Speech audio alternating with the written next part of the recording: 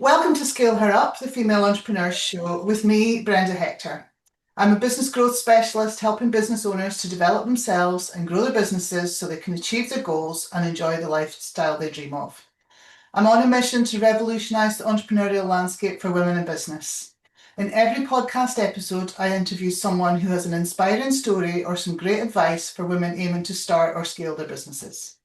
If you're new to the show, take a moment to subscribe so that you don't miss any upcoming episodes. And please check out the previous ones after listening to this one. I think by the time this one goes out, we'll have more than 100 that you can listen back to. We've got an awesome Facebook community, so just search for Scale Her Up and join in there. I'm delighted today to have Suann Chia of Health House with me today. Suann, thank you for joining me. Thank you very much for having me. You've relatively recently started your own business, so tell us a bit about Health House and what you do there. So Health House is currently a chiropractic clinic. The idea is maybe hopefully to one day open up to having many different practitioners in, either with chiropractic or anything healthcare related. But currently, I'm the owner and a chiropractor myself. And chiropractic is a healthcare profession, and we're primary healthcare providers for the mechanical side of your musculoskeletal system. And so we focus a lot on your spine, but we also take care of other joints that you have. And if you have pain or if you are seeking to improve optimal health with them, then we are here for you. And we've been running the clinic for about 6 months now, but I've been a chiropractor for over 5 years now. We're based in Rosemount, and it's a sweet little hidden spot, but the clinic has been getting more and more known through the word of mouth. So I'm very grateful for that. Fantastic. Rosemount, Aberdeen. And why did you start the business then? Why did you go out on your own? When you're a chiropractor, a lot of times you have what you bring to the table is different to the chiropractor next to you, or the kind of skills that you have can vary quite differently. So you need your own set of boundaries in order to provide the best care that you can to the patient who needs you.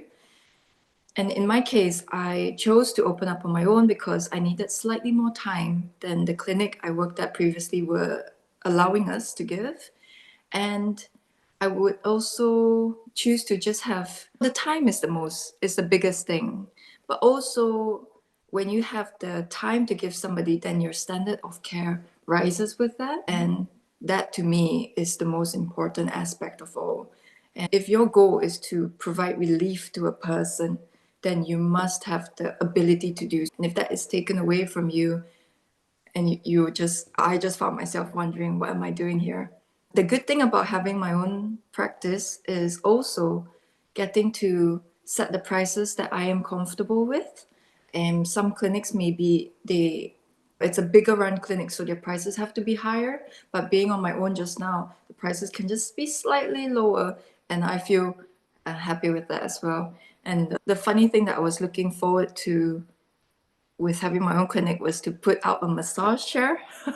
It's a bit different, but it does provide just something that sets you out from others. Just to have a massage chair that people can use for free and people can talk about. It's also a talking point. So I enjoy that.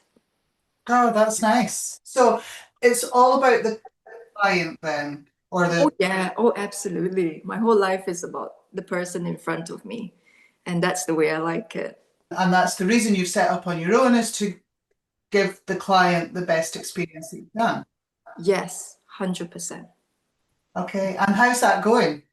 Are the clients appreciative? Is it working? Yeah, it is. It actually is. Sometimes it's quite funny because I have a big table in my clinic's waiting room, almost like a dining table. And sometimes when there's a lots of different clients, or we call them patients, arriving at the same time, they almost have a sit down and chat. Some of them have been with me from the previous clinic, and they talk about how different it is and how they appreciate that it is different. And that is when I can listen to the feedback and I know that I've done well. And I hope to, because it's only the start, so I hope to keep improving the feel and the vibe when somebody walks into the clinic, the look of the clinic, and how comfortable one can feel in the clinic. It is quite tricky because I don't have a receptionist. I have an AI receptionist, but not a physical one. So there's nobody to guide them and communicate with them if I'm not there and in the room. But if somebody comes and rocks up for the first time, I will leave my patient who I'm treating. Maybe they're having some acupuncture done. Maybe they're in a decompression state where their spine is being stretched by the bench that I have. I'll leave them there and I'll go and talk to the new patient. So I'm quite careful with the timing, and I'm making sure that I'm not just abandoning one person to be with another, but I'll go around and explain to the new patient, this is where the toilets are, this is where you can make some hot drinks if you like. Please feel free to make yourself at home. Here's the massage chair. Here's how you set it up. And then this is what you do the next time when I'm not here with you, when you first come in. And so there's a little bit of a thought process with all of that. So the customer experience, the customer journey, that's a big part of what you've just described there. Yes, I learned that from the clinic that I was in previously, because they have this 5 V's that they always teach us. It's the vibe, it's a Velcro, meaning how well does your patient or your team members stick to you. It's the voyage after that, where what's the journey like for the person, either in the team or your patient. And then it's visibility. Is your clinic being seen by the patient or by the outside community? And lastly, it was visceral. Do patients have a gut instinct to come and look for you when they are in need? So they taught us the 5 V's a lot over the years. They would go through it, and it might sound so simple, but it does stick to you. And also, it's easy to forget the simple things. So now, it's ingrained in me, and I will always think about these aspects for every single person that I come in contact with. That's brilliant. I love that. That's a big part of the marketing of this podcast, I think. The 5 Is V. that right? Oh my goodness. V is so there aren't many V words. I thought, oh my goodness, what are you going to come up with? So, but because it's V, you remember it really well. Yeah, I think that's Yeah. My previous boss, she did a great job. She made us remember it very well. And every time a new person would join the team, she would go through the 5 V's again, and we'd all be groaning. We're thinking, oh no. But it has a very good impact. And she knows that it's easy to forget simple things. So it did gel us all together. Oh, I love it. Yeah, really good. If you don't mind, I'll be using that in Go for it. going forward. The more the people that know it, the better, because it is important, isn't it? Yeah, it's a good thing. 5 V's, I know, as you say, it's not an easy alphabet to come up with words for. Yeah, so that makes it more memorable. Tell me then, Suann, all the business owners that I've spoken to, many over the years, when they start, they're all full of great ideas and excitement, and then it's not always what you expect it to be. Oh, tell me about it. Before I joined, I had the confidence of maybe not an Olympic athlete. I had been doing this every day of the weekday for nearly 5 years. But soon as I started, oh man, where did that confidence go? Because it was just real all of a sudden. And it was to start from scratch as well. So everything that I had in concrete was now just I needed to build the foundation of it. And I wanted it, of course, every time you start up in a new journey, you want it to be better. How do I take what I know, which is already hard to replicate, and improve on it as well? Thank goodness I have a brilliant partner, my partner of 4 years now. He's an engineer. So he was incredibly helpful, and really, you can't do things on your own. And he himself is the manpower of maybe 5 different people, because he's just so brilliant. So I could rely on him a lot to discuss, and he was helping me make decisions. And if I didn't have him, then I would have seeked out a friend who because we have many chiropractic friends, and many of my chiropractic classmates or friends have already started out on their own. So I would have sought out one of them. However, yes, you're right. It is very different. Financially, it restricts you if you don't have the savings to back you up on your plans either. So I started out with, is it all right to share the numbers, or is that better not to? Fine by me if you're Go for it. Oh yeah, I'm comfortable with sharing anything. I saved up about 26,000, and that's about what we used to start up on our own. And that wasn't enough for me to put out what I fully saw the clinic to look like. And so currently my walls are sitting a little bit empty. I don't have any posters. And I could put up some posters that are of your anatomy, your physiology, but I'm just saving up to have some extra nice ones. And it's the little things, like if you want to be just the extra bit special, you have to save the extra bit more. And in terms of the flow of the clinic physically, I sometimes worry if I am I've in the previous clinic, I've always been able, that is the benefit of being an employee, to just focus on the task in front of you. And now when I'm with a patient, I'm aware of when other patients are arriving, are they going to be all right? And with the patient in front of me, what is their journey going to be? How are they doing?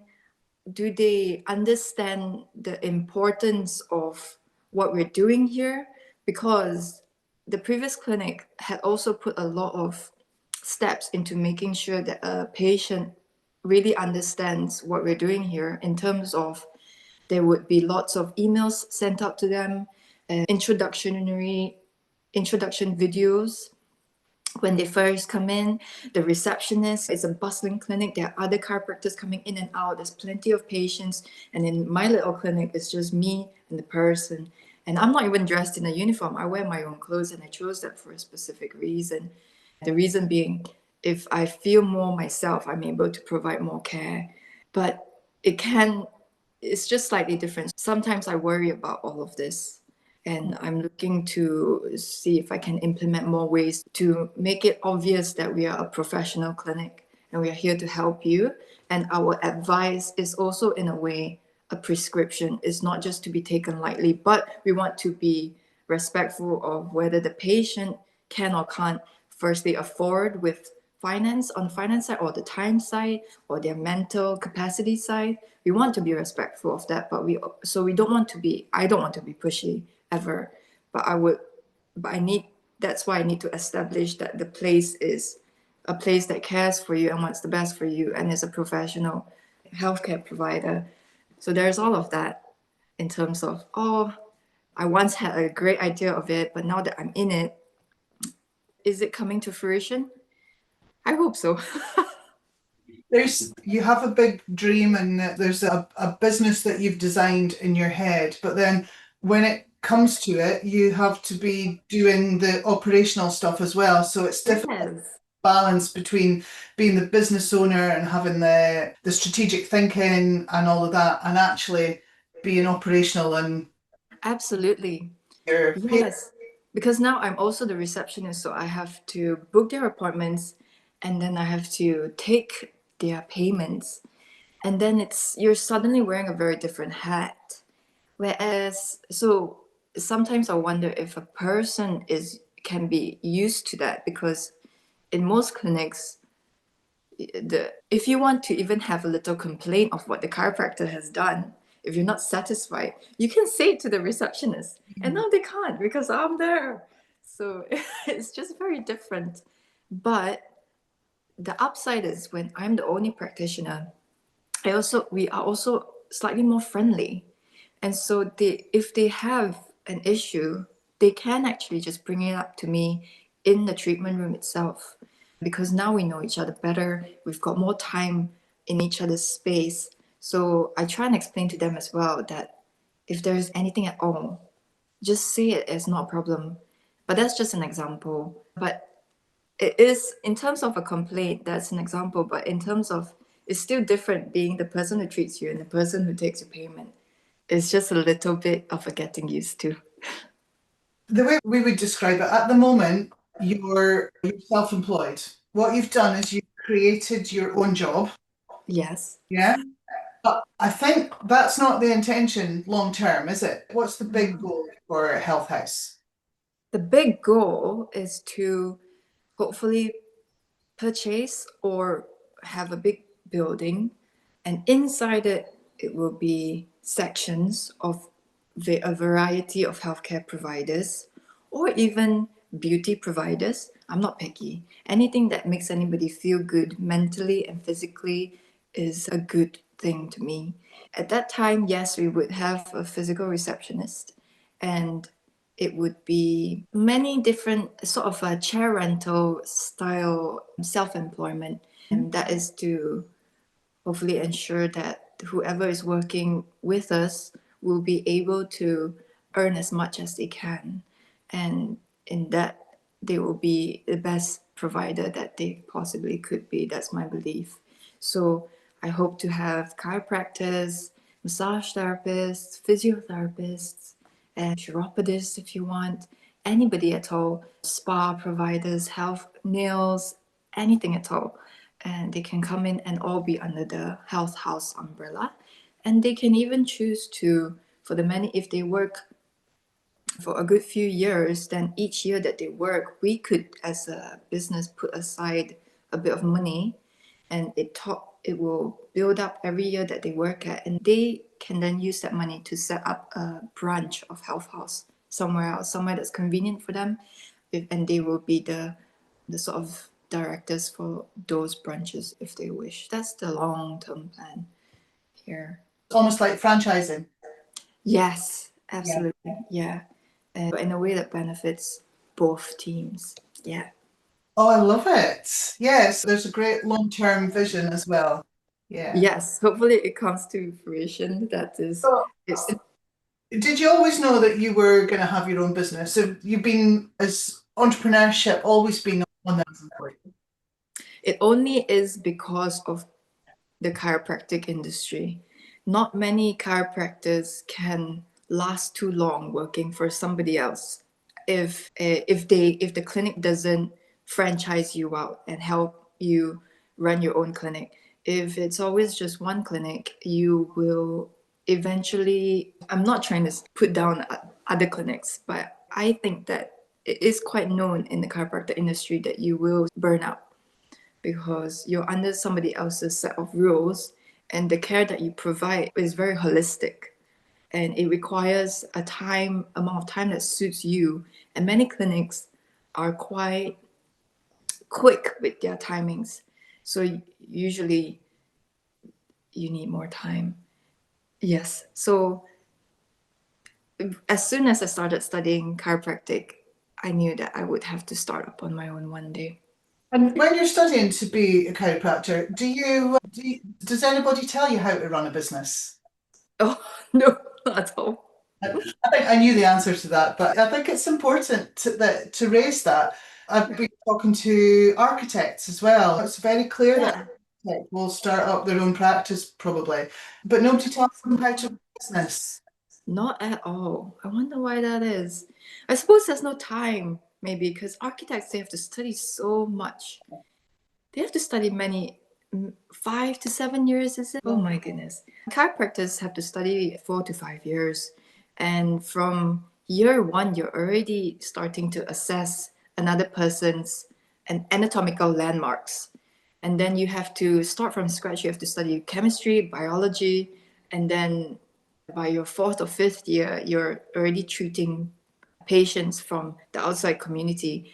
So and you're studying a lot of anatomy, physiology, a bit of pharmacy.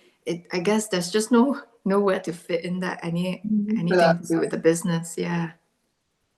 Yeah, and your business experience you've learned from watching in the previous clinics that you've worked in. Yes. Oh, yes. In the previous clinic, it taught me most of everything I needed to know.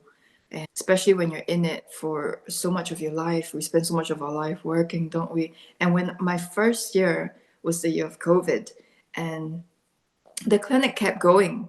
It maybe shut for a few weeks, maybe up to 6 weeks, and then it was fully running. ever since then.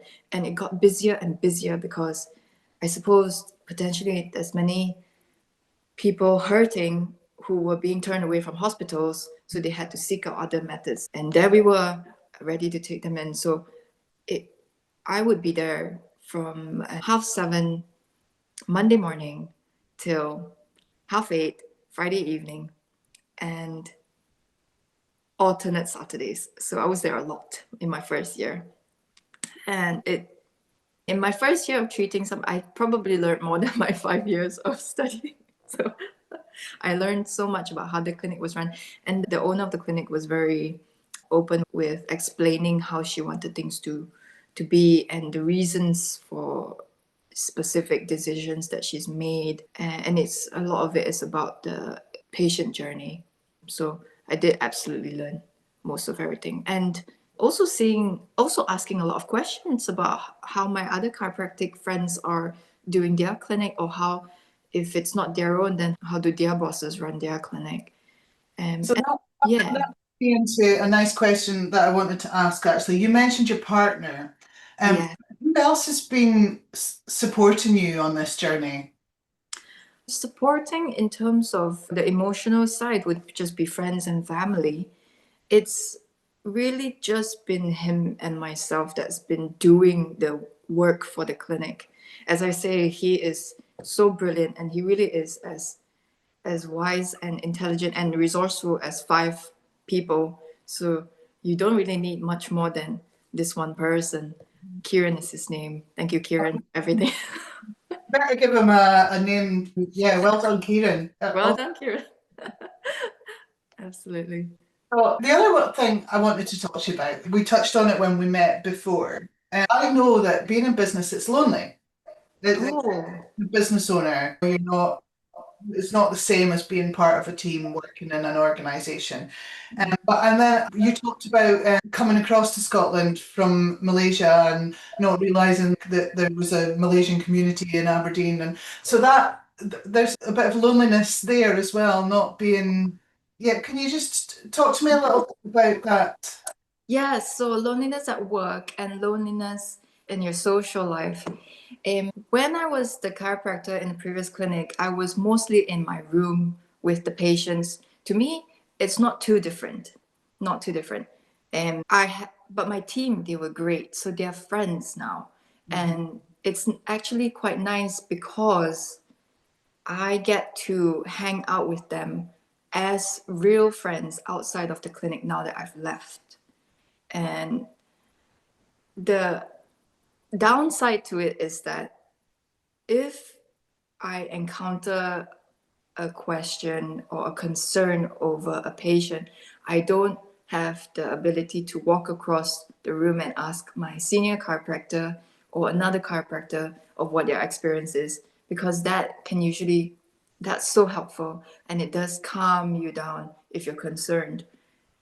So I am going through the concerns on my own now, and I need to build up a habit of just texting a chiropractor that I've worked with previously, or get better at handling it myself. And it's going quite well. I would say I feel the downside of it, but I am willing to overcome it. Now I would have more time to do more research on my own, and more time to sit down and properly discuss it with a person, instead of taking the 2 minutes that I have in between patients to run to somebody and talk to them about it. Because I am seeing less patients now, and that is by choice, I have the capacity to go for more courses and do a lot more research and watch more videos to understand and improve on my own skill set. So I used to improve by just having the sheer amount of patients that we have, and we learn from each patient and we take that into account. But now it's time to improve by learning more either online or going physically to courses, although it's a little bit difficult to reach because they are usually in London or England somewhere. So that's it for the work side. And for the social side, I think the reason why I have decided myself to not to say never, but to not move again, is because every time you do, it might be exciting, but you are away from the friends and family that you've built. And if you love people, which I do, it takes years to truly find your people that you love and protect. And so I've moved from when I was 18, I went to Belgium for a year, then I went back to Malaysia, and the post culture shock was real as well, going back home. And in many ways, I felt like I had to start again as well, to then moving to Wales and now moving to Scotland. So that's a few moves. And by the time I moved to Scotland, I may not have known a single other Malaysian, but I did think, this is it. I want to build tree roots here and just get to know whoever I get to know. And I don't ever want to feel so alone again, because it's quite lonely. But fast forward a few years now, and you always know that it does take a few years. So you gotta be patient. But I was working, so it was so difficult to even keep up with my friends. But now, fast forward a few years, and even in the past 6 months, my friendships have bloomed, has really blossomed, and I'm so grateful for that. That's one of the best things about starting out on my own, is that I get to have a huge part of my life back. And yesterday I could meet up with a friend even for 2 hours. Tonight I've got a friend coming over. This weekend I've got 2 groups of friends that I'm meeting with, and I would never have had this luxury to me before. Yeah, so that's the best part about starting up your own business, is getting your friends back even. It's a cheesy used term, but the work-life balance, is that what you have? Work-life harmony, I prefer to say. Oh, yes. When you first start out, and I was a graduate 5 years ago, so I was willing to just divulge into work and learn as much as I can and suffer if I needed to, because that sets you up for a good future. And I have done that, and thankfully that is done, because now I get to enjoy work-life balance, which is everything. It's everything you hope for. Oh, that's lovely. And it's great for anyone listening that's thinking of starting or doing what you've done. That's right.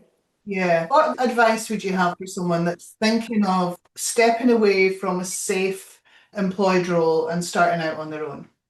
Oh, please do it, because I have always believed, even before starting up a business, even before the idea sank in that I've always known from young, I always think that anybody that is willing to set themselves apart will always blossom, because there are so many people in the world that whatever business you're in, there's always going to be people to support your business.